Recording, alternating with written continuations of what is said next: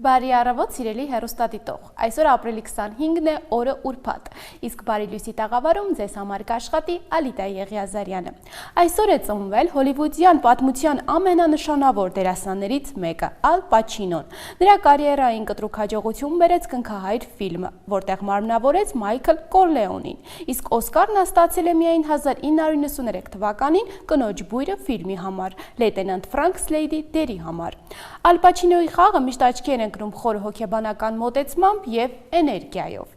Սիրելի հեռուստադիտողներ, հիմա առաջարկում եմ չփոխել հեռուստաալիքը, քանի որ դիտելու ենք տեսահոլովակ, այնուհետև ներկայացնելու եմ մեր այսօրվա հյուրերին։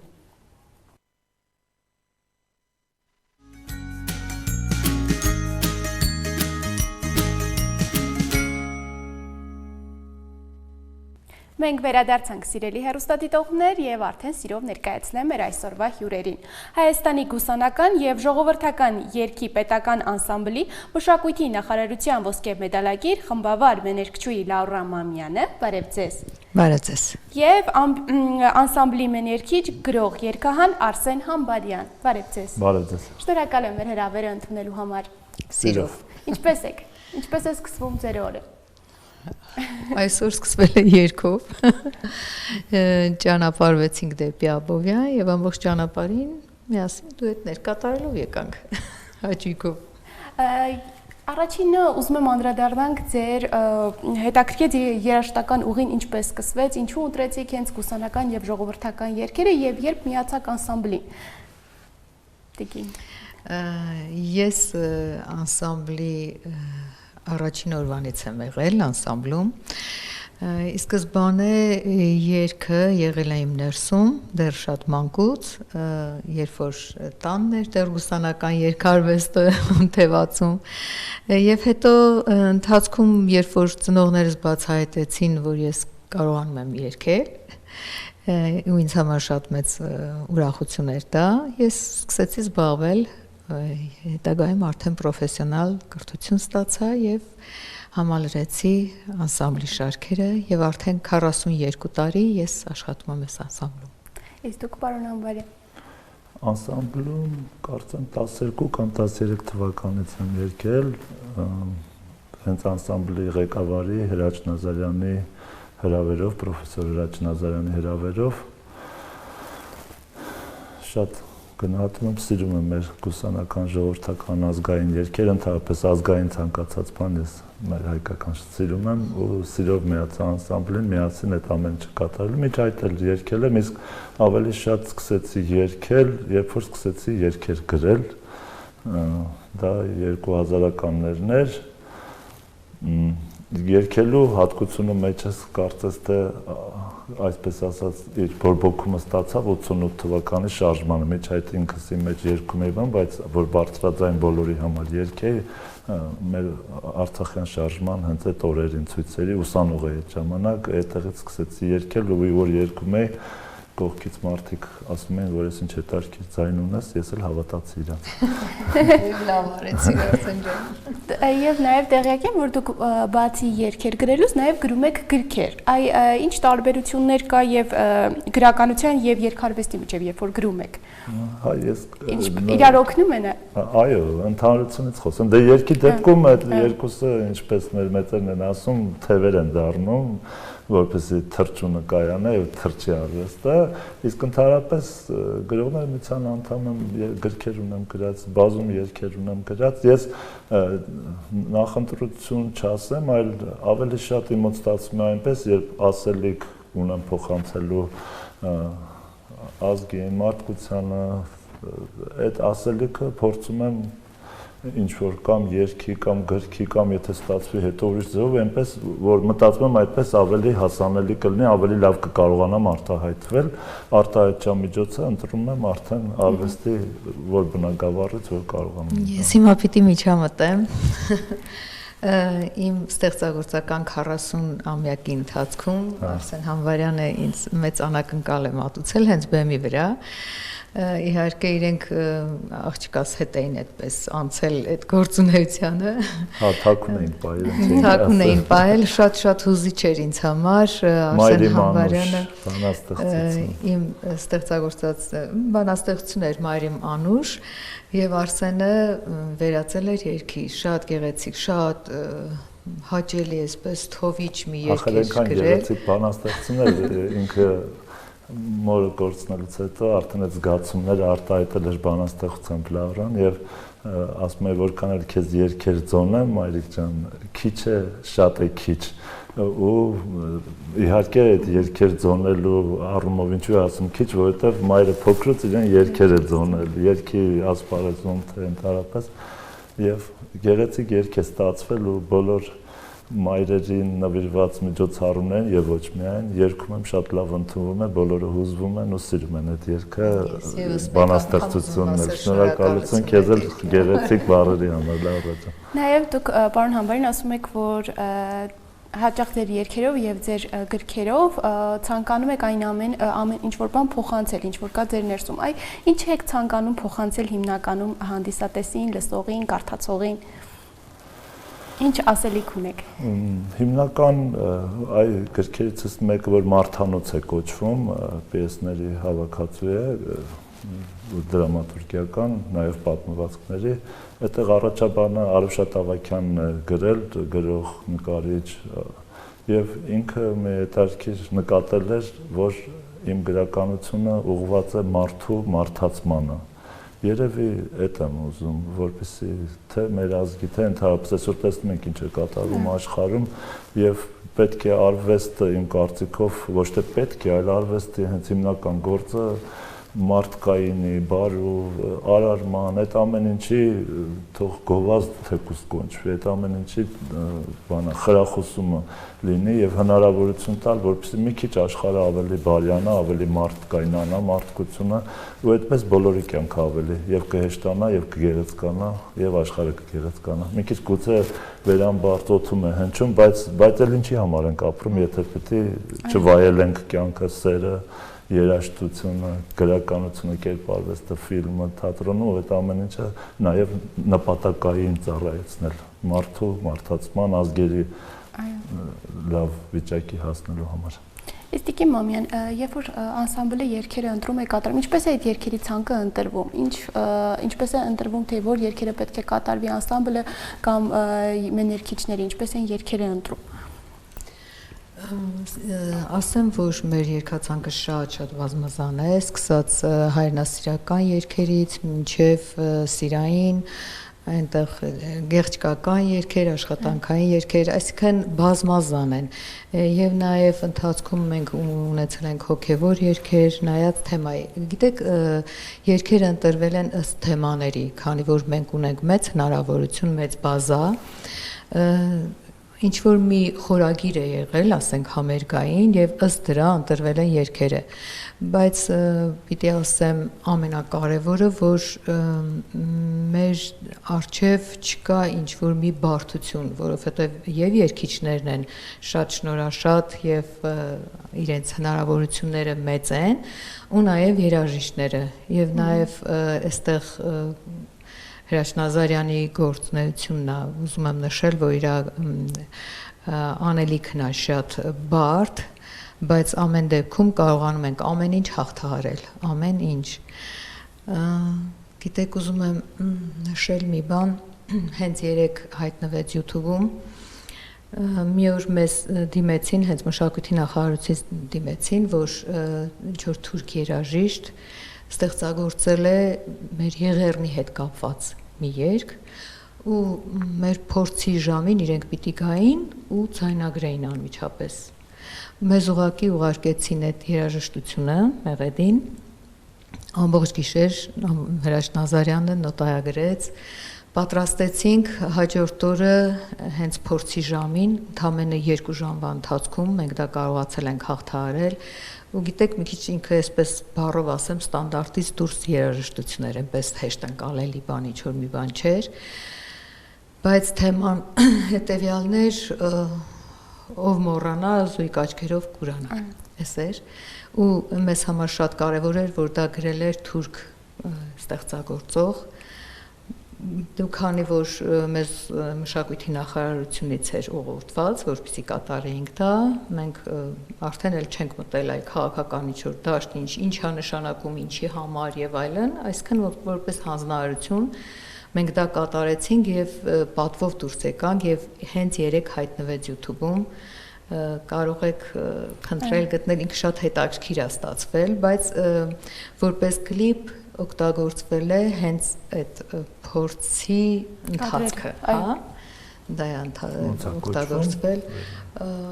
աշխարհում ով մոռանա, այսպես է։ Իսկ արդեն կա արձագանքի, արձագանքները ստաց։ Չեմ հասցրել դեռ նայել, երեկոյան արդեն կար, բավական դիտումներ կար ուշ ժամին, առավոտյան չեմ հասցրել նայել, ուղղակի վազել ենք այստեղ։ Ամեն դեպքում նաև շատ շնորհակալ եմ իրենց, ինքը արտահայտվեց, որ ինքը կոնկրետ հենց ինքը ներողություն է խնդրում մեր ազգից եւ ինքը հասկանում է թե ինչ է կատարվել։ Ուզում եմ ասել, որ սա էլ շատ կարևոր մի բան էր, որ մենք կարողացանք անել, ուզում էի նաև ցույց տալ մեր անսամբլի հնարավորությունները, թե ինչ կարող ենք անել ինչ կարճ ժամանակում եւ ունենք շատ տարբեր ծրագրային հետաքրքիր ստեղծագործություններ, ունենք շատ շարաններ արված, մենք այս մասին շատ տարբեր եթերներում խոսել ենք, չեմ ուզում ինձ անընդհատ դիտողը ասի անդադ այդ մասին է միայն խոսում, բայց դա խոսելու իսկապես արժանի այդ մասին խոսել, որտեղ մենք օրինակ ունենք Սայաթնովայի ստեղծագործություններից 24 ստեղծագործություն միանգամից մի շնչով կատարվող, առանց ընդմիջումների, առանց եւ այդ լադերը փոխվում են, դրանք երաժշտականորեն մի քիչ ինչ որ բարդություններ են ներկայացնում, բայց մենք հասցրել ենք դա անել եւ տևում է մոտավորապես 25-ից 27 րոպե։ Մենք դա արել ենք Սայաթնովայի 300-ամյակին նվիրված, ու մեզ հաջողվել է եւ դա կարծեմ թե նաեւ օրինակ է ծառայում, որտեղ արդեն տեսնում եմ այդպիսի բաներ արվում են։ Իսկ հետաքրքիր նաև լինում են դեպքեր, երբ որ դեռ մարդիկ լսած չեն լինում հին ժողովրդական գուսանական երգերը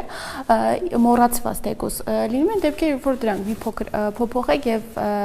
ներկայացնեք հանդիսատեսին։ Ավելին ասեմ, մենք կողմնակից չենք ինչ-որ ավելորդ փոփոխումների, այսպես ասած ժամանակակից մոտեցման, որովհետև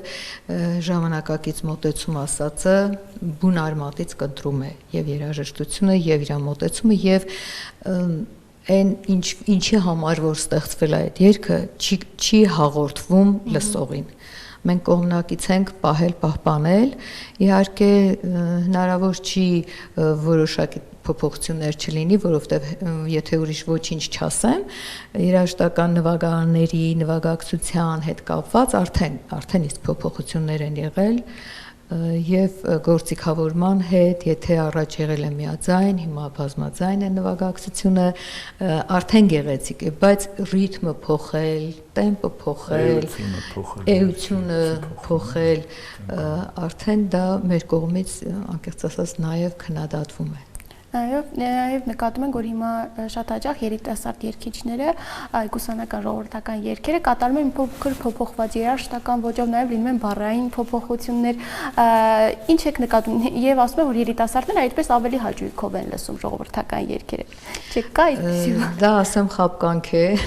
Մենք մեր անսամբլի ելույթները միշտ եղել են Լեփլեցուն դահլիճներում, իսկ այդ փոփոխությունների հետ կապված ես ձեզ ասեմ, որ շատ ավելի թող ինձ ներեն այդ երգիչները եւ ընդհանրապես դա ավելի շատ կոչվում է իմ կողմից անգրագիտություն, որովհետեւ եթե խոսքն է փոխվում, ասենք հիմա տեսեք զորօրինակ ես ասացի, որ Արսեն Համբարյանը իմ խոսքերի վրա երգ է գրել, չէ՞։ Ինչքանով էր ինձ հաճելի, եթե ես տեսնեմ, ասենք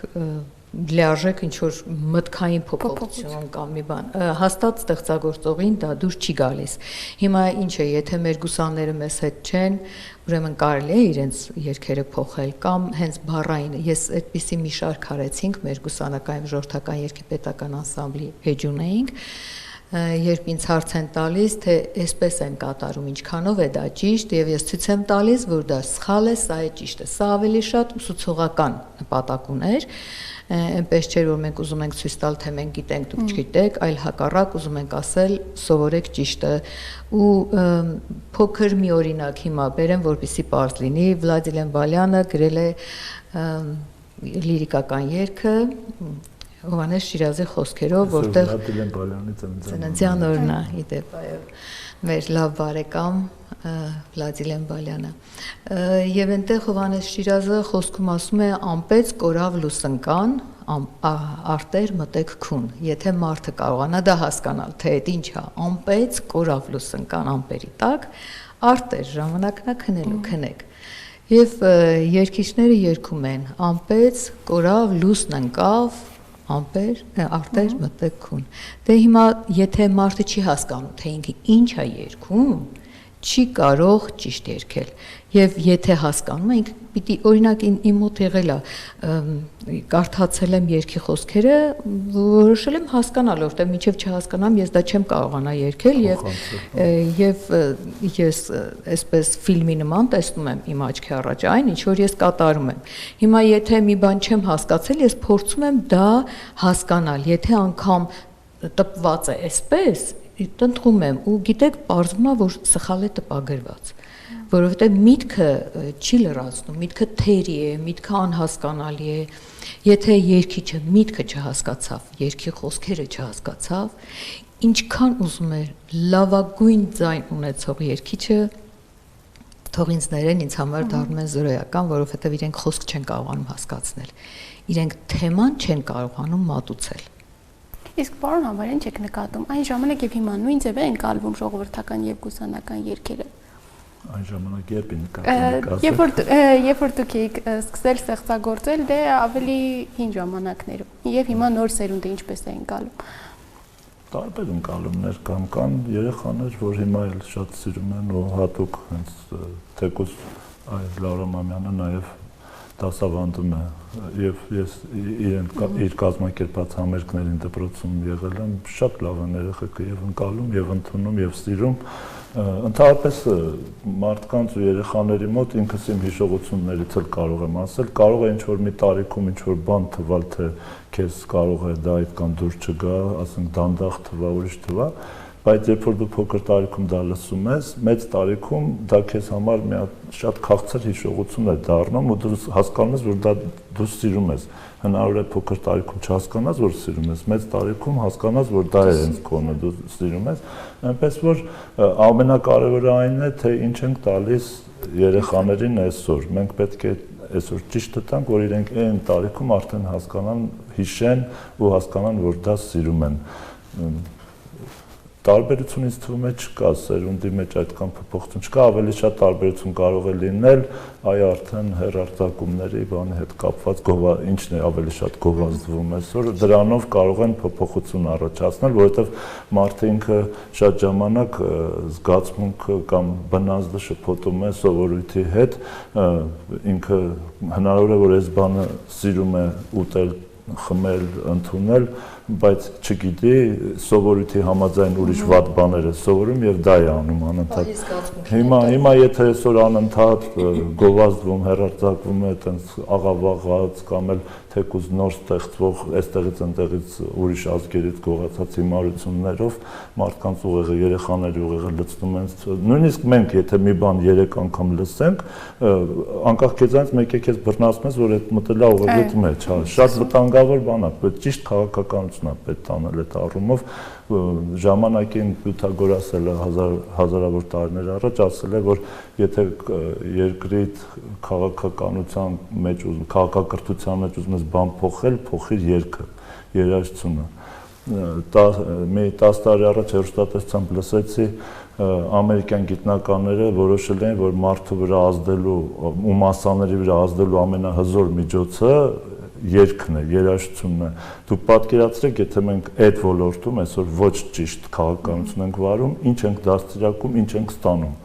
Այդքան ասեմ, ես դաստիարակության հետ կապված իսկապես ես դպրոցում դասավանդում եմ եւ Տիգրան Չուխաջյանի անվան երաժշտական դպրոցի դեպ ասեմ, ապրիլի 28-ին այնտեղ արդեն ես համերգ եմ պլանավորել, մեր դպրոցում է իմ դասարանի մասնակցությամբ, խորագիրն է Ջան Երևան, ինչի եմ ես սա ասում, որովհետև այ որ խոսում ենք երեխաների սիրելուց, չսիրելուց, երգը սիրում են, չեն սիրում, այս երեխաները ոչ թե հատուկ ընտրված են այնպիսիները, ովքեր որ սիրում են, այլ այս երեխաները այն երեխաներն են, որոնք ովքեր գալիս են եւ սիրում են։ Այսինքն սկզբում իրենց ցույց ենք տալիս, թե ինչը պիտի իրենք կատարեն եւ իրենք գալիս են ու սիրում են, իսկապես սիրում են ու մնում են։ Կարող են գալ, հետո թողնել գնալ։ Օրինակ աշակերտներ ունեն, որ զբաղվում են նաեւ սպորտով։ Խոսում ենք նաեւ սպորտի մասին, իրենց հետաքրքիր է, չէ՞, ավելի ասենք, թե սպորտում ինչ հաջողություններ ունեն, բան չենք անտեսում միայն առաջ բերում երգը, երաժշտությունը։ Զուգահեռ իրենց հետ խոսում ենք, շահում ենք նաեւ, բայց որ վերջապես իրենք սիրում են եւ մնում են, դրա բառապացույցը առաջիկայում այդ համերգն է, իմիջիայլոց ասեմ, հրավիրում եմ ձեզ, եթե կարողանաք ժամը 4-ին դպրոցում կկայանա ցերեկային համերգ է եւ շատ հետաքրքիր բաներ մտքեր ունենք Երևանի մեր գեղեցիկ քաղաքի վերաբերյալ երգերը եւ ամեն ինչը կարող մի խոսքով ինչ ցանես էլ կհնձես։ Այ, երբ որ պարոն Համբարյանը նշեց, որ պետք է անգամ հեռուստատեսությամբ դա քարոզվի, նշվի,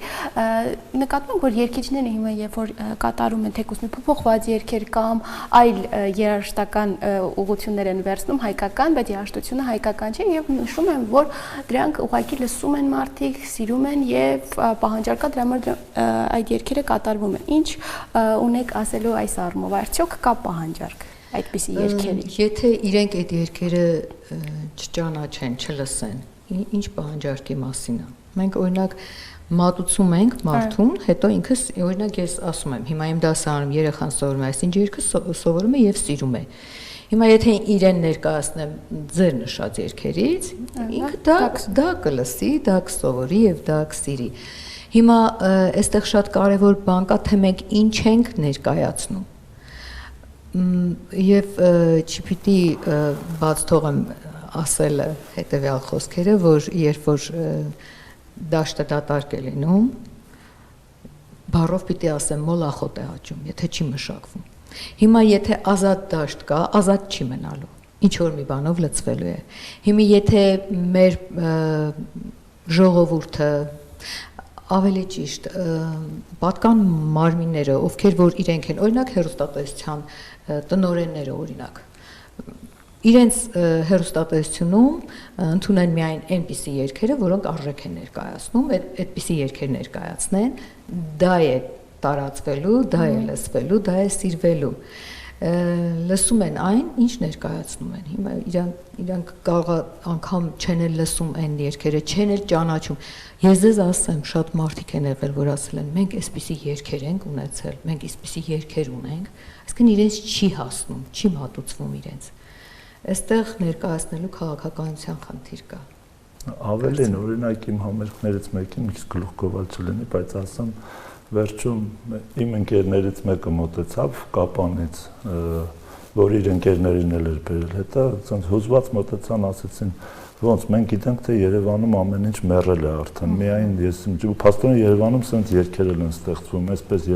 այսպեսի համերգներ են լինում, ու մեր համերգներին էլ գուսանականի շատ են մոտենում, անընդհատ հիմա էլ ափսոսանքով ասում են, որ ինչու, ասենք ինչ-որ դադարել է մի քիչ գործունեությունը, ինձ թվում է պետական մոտեցումը է, պետք իսկապես, որպեսզի ճիշտ բան քարոզվի, այսօր աշխարհում գովազդն է ամենամեծ դերը տանում, հիմա իհարկե այդ համացանցը ունի եւ իր բացասական եւ դրական կողմերը, համացանցը հնարավորություն է տալիս, եթե մի քիչ ճիշտ գրագետ քաղաքականություն վարեն, գուցեև այնտեղով լինի այդ ճիշտ գովազդը տանել երգերը։ Իսկ ինչ վերաբերում է այդ փոփոխություններին, երիտասարդների մի քիչ ժամանակակից մոտեցումներին, ես էլ կուզենամ այդ մասին ասել, եթե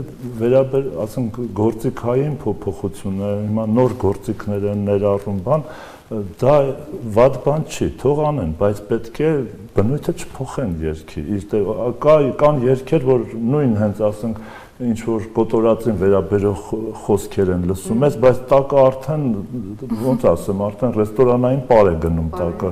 Անհասկանալի այնց ռիթմ են դնում, այնց վիճակ են ստեղծում, որ ջան ու լսում ես մորթեցին, թաղեցին, ո՞ց կլինի այդպես բան, գոնե մի հատ լսեք, կամ ասենք մեկ օրինակ լավ է ասեմ, լսում ես տղամարդը երգում է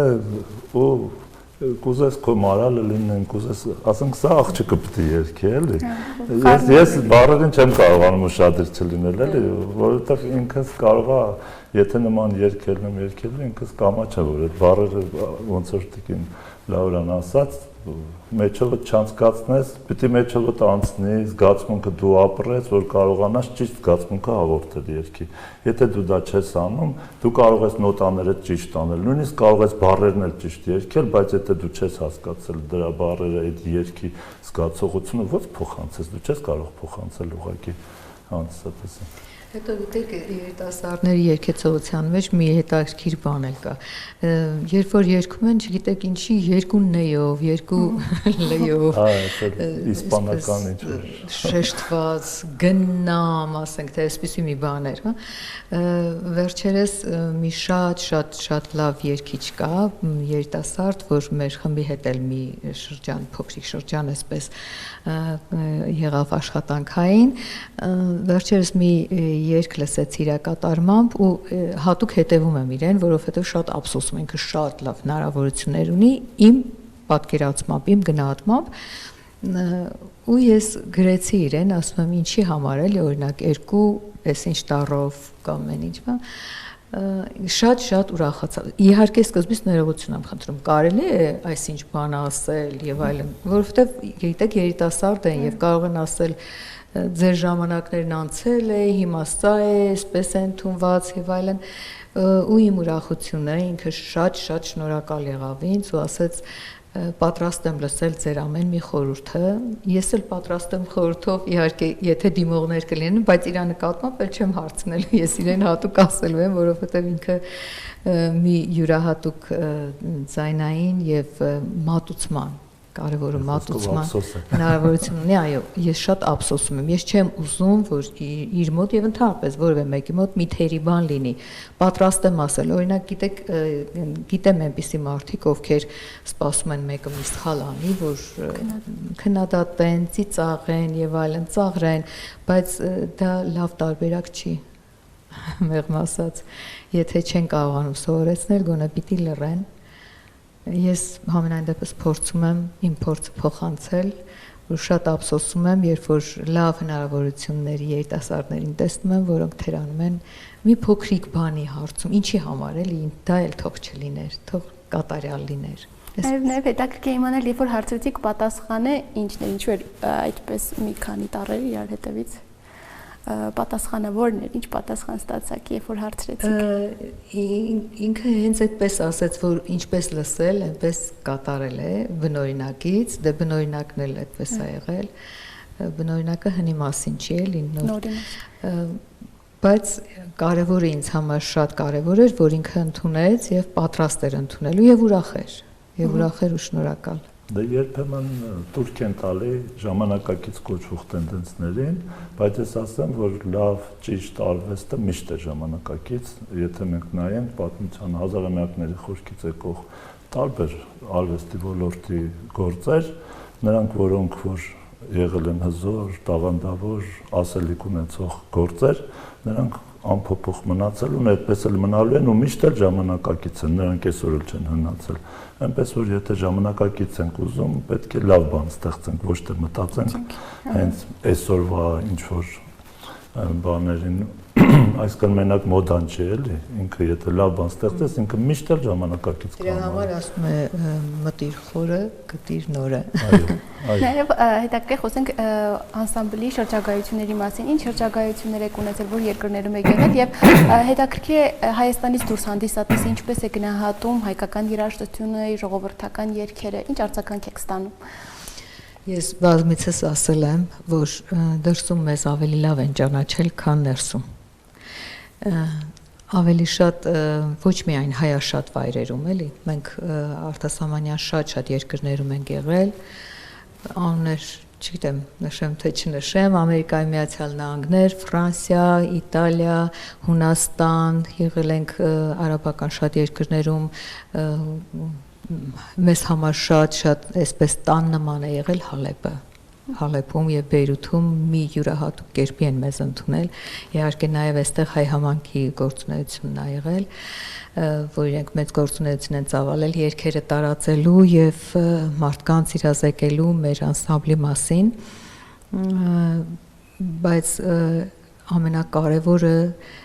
որ իրենք հիմա էլ են հիշում։ Հիմա էլ մենք տեսեք մեր շրջագայությունները կարող եմ ասել դադարել են։ Ուղղակի հիմա դարձել է ով ում ուղարկի, հիմա ում ուղարկենք, հիմա այս մեկի հերթը, հետո այս մեկի հերթը, պետական կոլեկտիվները ոնց որ դուրս են մղվել այս բաներից։ Ճիշտ է, որոշ բաներ արվում են, շրջագայություններ, բայց շատ փոքր կազմով, մասնատված, այսինքն ամբողջական դեմքը տվյալ անսամբլը չի կարողանում ներկայացնել օտար հանդիսատեսին։ Մինչև այսօր արձագանքները դեռ կան, մինչև այսօր գրում են, խնդրում են, պահանջում են։ Երբեմն ասում են ինչու չեք գալիս, բայց այդ ինչու շատ բարդ է գնալը, դու որոշես գնալով չէ՞ դա պետք է կազմակերպել։ Եթե մեզանից կախված լիներ, իհարկե մենք շատ կգնայինք, բայց հիմա մեզանից չի կախված։ Իսկ հետաքրքիր ինչու է դրսում ավելի շատ հետաքրքրվածություն, ավելի շատ են սիրում եւ լսում հեռու են դրա համար ուշ եք գնում երգում, դրա համար է կարոտ կա, թե այլ պատճառ կա, որ դրսում կարոտն էլ կա իհարկե, թեև հիմա այդ կարոտը լրացվում է նաեւ այո համացանցի միջոցով, ամեն դեպքում կենթանի կատարումները իրենց համար մի առանձին տեղ են գրավում, մեզ համար եւս մենք օրինակ երբեք չեմ հիշում այդպիսի մի բան, որ մենք ձայնագրությունով ելույթ ունենանք։ Դա եղել են միայն, ասենք, հեռուստատեսային հաղորդումներ, մեծ տոնական նոր տարվա ինչ-որ միջոցառումներ բան, որտեղ այլ կերպ չի լինում։ Իրենք են որպեսզի այդ բալանսը պահպանվի, բոլորը, այսպես ասած, պլյուսներով են երգում, մենք էլ արել ենք, բայց կենթանի համերգները մեզ համար ամենակարևորն են եղել,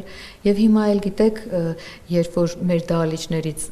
հանդիսատեսը չի ուզում գնալ, դա է հենց պատճառը։ Մեր համերգը վերջանալուց հետո ոնց որ նոր սկսվում է համերգը։ Կանգնում են ոտքի վրա ու չեն գնում մարդիկ։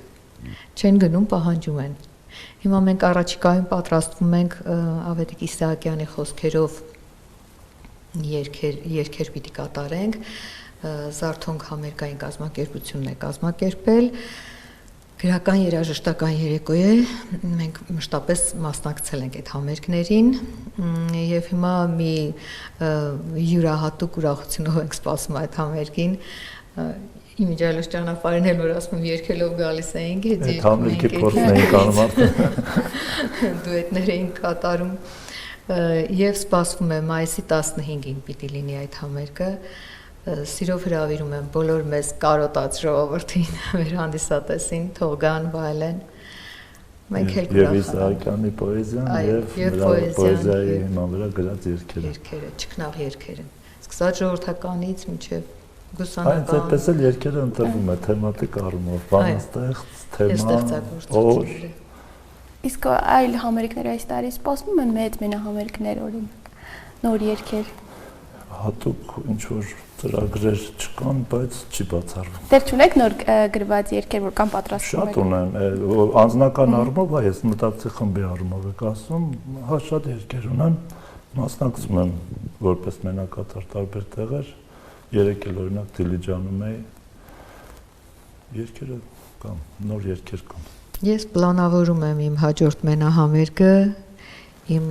խմբի վերածնունդից հետո անպայման լինելու է։ Հուսով ենք։ Շատ շնորհակալ ենք հետաքրքիր զրույցի համար։ Մենք ձեզ ենք շնորհակալ հրավերի համար։ Սիրելի հեռուստադիտողներ, հիշեցնեմ, որ այսօր զրուցում էինք Հայաստանի կուսանական եւ ժողովրդական երգի պետական անսամբլի, մշակույթի նախարարության ոսկե մեդալակիր խմբավար մեներկչուհի Լաուրա Մամյանի եւ գրող երգահան անսամբլի մեներքիչ Արսեն Համբարյանի հետ։ Այս պահին դիտենք տեսահոլովակ եւ շարունակենք եթերը։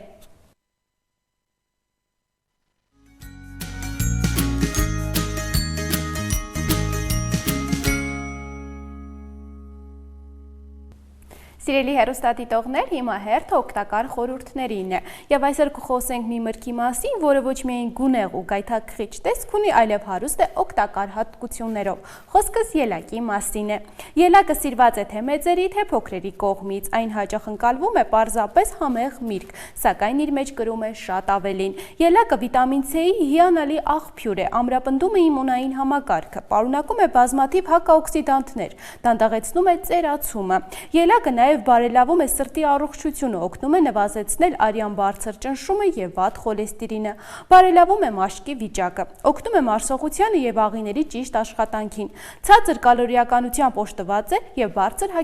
հագեցվածության զգացում է տալիս, բարելավում է հիշողությունը եւ որոշ ուսումնասիրություններ կապում են ելակը ուղեղի առողջության հետ, սակայն ելակը ունի նաեւ կողմնակի ազդեցություններ, որոշ մարդկանց մոտ այս միրգը օգտագործելուց հետո կարող է առաջանալ քոր, ցան, այտուցներ կամ շնչառության դժվարություններ։ Ելակը հաճախ ընդգրկվում է ամենաշատ թունաքիմիկատ պարունակող մրգերի ցանկում։ Կարող է գրգռել ստամոքսի լորձաթաղանթը։ Մեծ քանակով օգտագործման դեպքում կարող է նպաստել երիկամային քարերի առաջացմանը։ Այդ պատճառով, եթե ունեք երիկամային խնդիրներ, խորհուրդ է տրվում խուսափել այս մրգի օգտագործումից։ Խոց կամ գաստրիտ ունեցող մարդկանց նույնպես խորհուրդ չի տրվում օգտագործել ելակ, քանի որ կարող է գրգռել ստամոքսի լորձաթաղանթը։ Եվ ալերգիկ ռեակցիաներից խուսափելու համար այս միրգը խորհուրդ չի տրվում օգտագործել մինչև 1 տարեկան երեխաներին։ Իմ շատ սիրելի հեռուստադիտողներ, հիմա հնարավորություն ունենք ծանոթանալու մի եվրոպական գեղեցիկ երկրի հետ, որը հարուստ է պատմությամբ, մշակույթով ու բնությամբ։ Խոսքս Ռումինիայի մասին է, այն գտնվում է հարավ-արևելյան Եվրոպայում, սահմանակից է Հունգարիային, Սերբիային, Բուլղարիային, Ուկրաինային եւ Մոլդովային։ Իսկ հիմա առաջարկում եմ միասին ծանոթանանք այս երկրի պատմության հետ։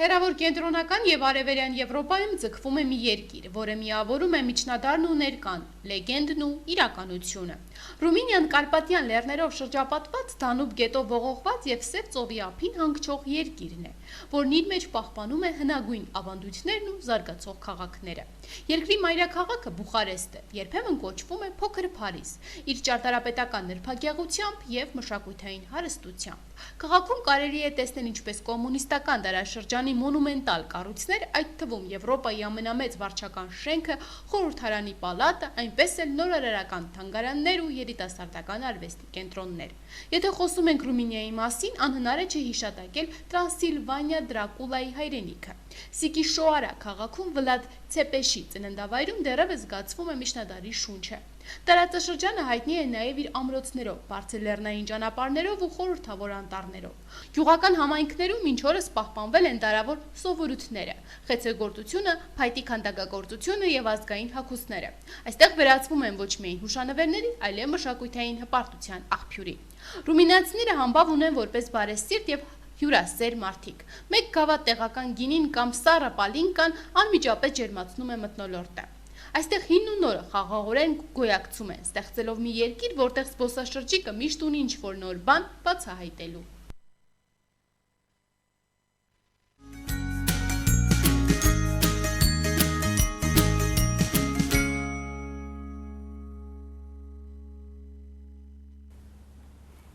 Սևանի խաղաղ ջրերի ափին բարձրացող այս վանքը կառուցվել է 9-ից 12-րդ դարերում եւ համարվում է ոչ միայն հոգեվոր կառույց, այլև լուր վկա հայ ժողովրդի հավատքի, արվեստի ու անկոտրում հոգու։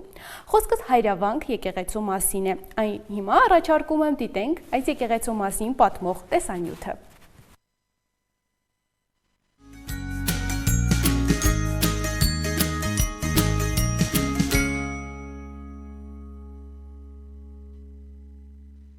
Հայրավանքը, որը հայտնի է նաև Հայր Հովանու վանք, գտնվում է Գեղարքունիքի մարզի Հայրավանք գյուղի հյուսիս-արևելյան կողմում, Սևանա լճի առափնյա ժայռոտ Հրվանդանի վրա։ Հայրավանքը 9-ից 12-րդ դարի վանական համալիր է, որը բաղկացած է եկեղեցուց Սուրբ Ստեփանոս եւ Գավիթից։ Սուրբ Ստեփանոս եկեղեցին 9-րդ դարի հայկական ճարտարապետության եզակի նմուշներից է։ Խորանները ներքուստ եւ արտաքուստ բոլորաձև են։ Հարավ-արևելյան կողմում կառուցված է մի ավանդատուն, որը հավանաբար հետագայում է ավելացվել։ Եկեղեցին կառուցված է կոպտատաշ բազալտից, սակայն կամարները եւ ութանից թմբուկով գմբեթը սփատաշ տուֆից են։ Եկեղեցու վրա կա 5 արձանագրություն, որոնցից ամենահինը 1211 թվականին արված արձանագրությունն է։ Ըստ արձանագրության եկեղեցին առաջին անգամ վերանորոգվել է Հովհասապ եւ Ներսես վարդապետների կողմից։ Նույն ժամանակ Սուրբ Հայրերը կառուցել են տվել նաեւ եկեղեցուն կից երկսյուն երդիկավոր ութանիստ շթաքարազարդ գմբեթով գավիթը։ Եկեղեցու արևմտյան մասում 12-րդ դարի վերջին կառուցվել է գավիթը։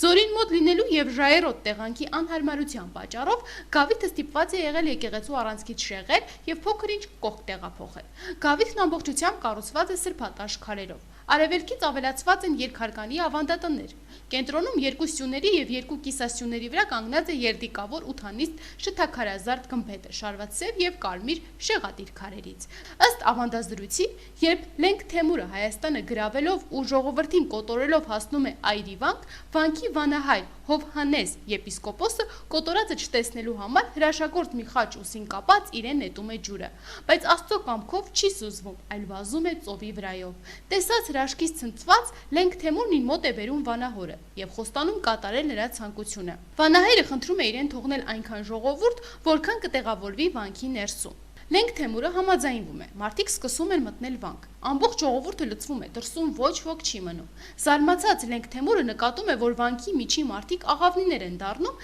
եւ թռչելով ազատվում են սպանդից։ Այդ օրվանից վանքի անունը վանահայրը Հովհանի անունով կոչել է Հայր Հովանու վանք, իսկ հետագայում Հայրավանք։ Այս ավանդությունը գրի է առել կաթողիկոս Ղազար Ա Ջահկեցին, իսկ դեպքերը տեղի են ունեցել 1381 թվականին։ Կաթողիկոսը նշում է, որ վանահայրը այդ հրաշքն իրագործել է Խաչապայթի մասունքով, Խաչի զորությամբ։ Վանքից 1 կիլոմետր հեռու գտնվում է Սպիտակ Բերդ ամրոցը։ Ավանդության համաձայն Հայրավանքը վերջինիս հետ կապված էր Ստորգետնյա ուղիով, եւ իբր այդ պատճառով էլ Հայրավանքը կոչվել է նաեւ Այրի վանք։